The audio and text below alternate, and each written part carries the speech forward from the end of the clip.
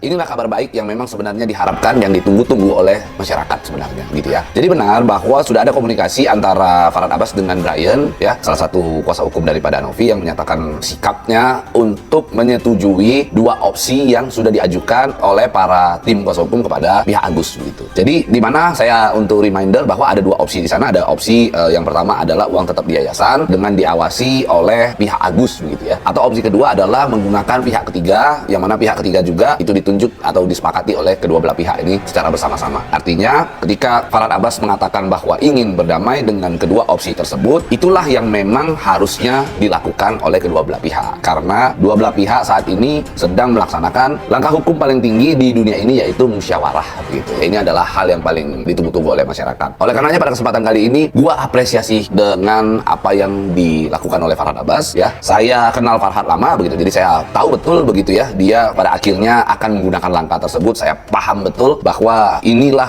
Farhad Abbas yang sesungguhnya, inilah Farhad Abbas yang ditunggu-tunggu oleh banyak orang begitu ya. Saya apresiasi sekali dengan apa yang dilakukan oleh Farhad Abbas, luar biasa. Akhirnya Farhad Abbas bisa mendamaikan perkara tersebut. Akhirnya Farhad Abbas berhasil menangani perkara ini dengan baik, dengan smooth begitu. Seperti janji saya di video-video sebelumnya bahwa saya mengatakan saya bersedia merendahkan hati saya serendah-rendahnya jika perkara tersebut, konflik tersebut bisa selesai. Saya bersedia untuk merendahkan hati saya serendah-rendahnya jika terjadi perdamaian antara Farhad Abbas dengan, atau kubu Agus dengan kubunya Novi, dan itu berhasil dilakukan oleh Farhad Abbas begitu. Maka dalam kesempatan kali ini, sesuai janji saya ingin meminta maaf kepada Farhad Abbas yang mungkin ketika saya memberikan opini hukum, memberikan pandangan hukum, membuat adanya ketersinggungan atau apapun itu bentuknya begitu ya. Saya minta maaf dan saya terima kasih sekali kepada Farhad Abbas karena akhirnya perkara tersebut bisa selesai dan tidak lagi menjadi sebuah perbincangan yang akhirnya menjadi panas di ruang publik begitu. Yang kedua juga saya ingin meminta maaf kepada Agus Salim begitu ya. Kalau memang adanya ucapan-ucapan atau opini atau pendapat hukum yang saya berikan membuat Agus Salim akhirnya merasa tidak nyaman dengan apa yang saya sampaikan. Jadi dalam kesempatan ini saya ingin meminta maaf kepada seluruh pihak jika ada opini-opini hukum, pandangan-pandangan hukum yang